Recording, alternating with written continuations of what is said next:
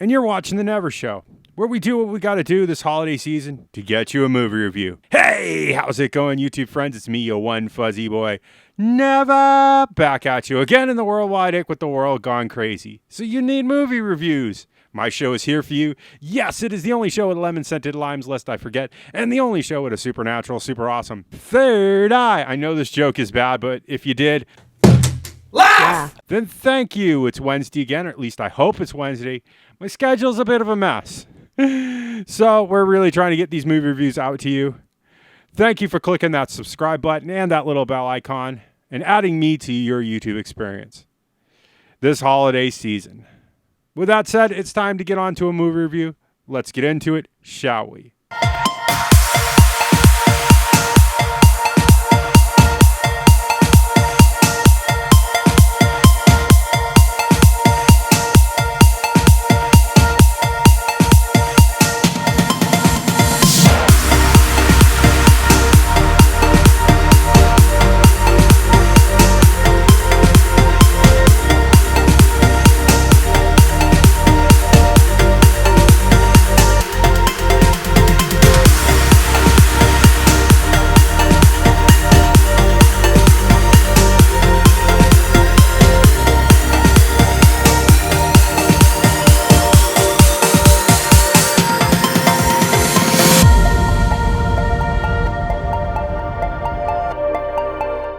And today's movie is Spider-Man No Way Home. It is a PG-13 movie. It is 2 hours and 28 minutes.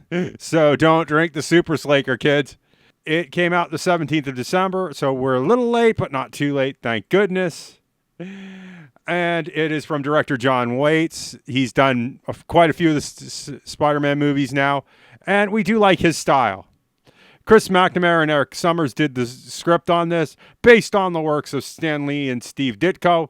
You know, the mans, the myths, the legends, the people who created the Spider-Verse. There's a great many names we got to read through here, so please stay tuned. Tom Holland as Peter Parker, Zendaya as MJ, Benedict Cumberbatch as Doctor Strange, Jacob Baton as Ned Leeds. Jon Favreau is back. I love him as Happy Hogan's. Jamie Foxx as Max Dillon. He looked great. I am really impressed. William Dafoe as well as Norman Osborn is back. I love Dafoe. I love what he does. He is a great actor, and he looks great in this movie. Alfred Mona is back as well as Doc Ock. And Benedict Wong, I love, he's changed a little bit. He looks a little different. Also, him and Jacob Baton have changed their image so much. Little hard to recognize them at first, but once you get into it, they're good. I think that's who we need to cover, basically, to get you through this film. Our production companies were Columbia Pictures, Pascal Films, Marvel Studios, and our distributor here in the good old United States of America. God bless America. Land that I love was Columbia Pictures and Disney Plus, of course.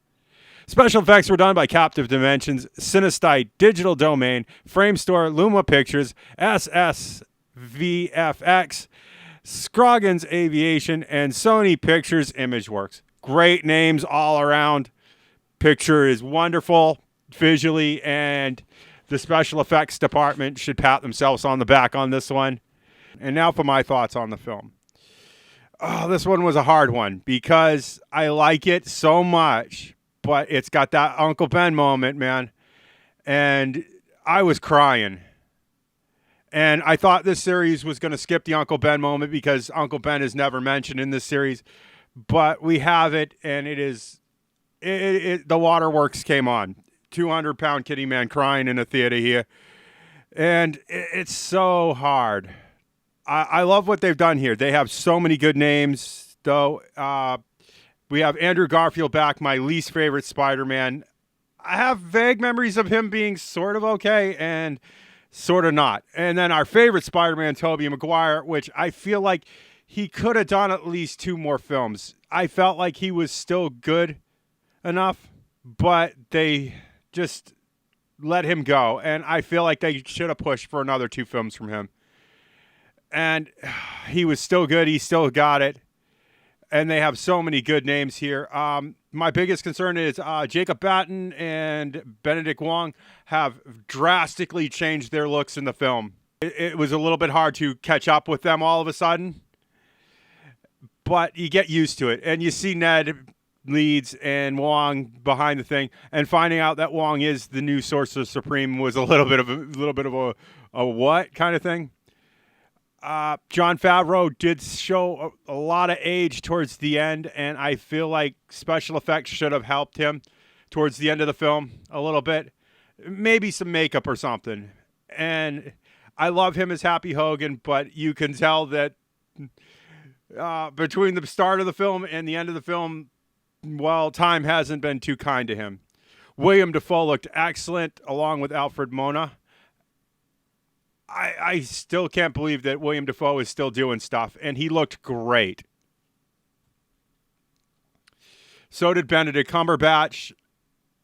And I'm really excited because Let Them Be Venom's star, you know.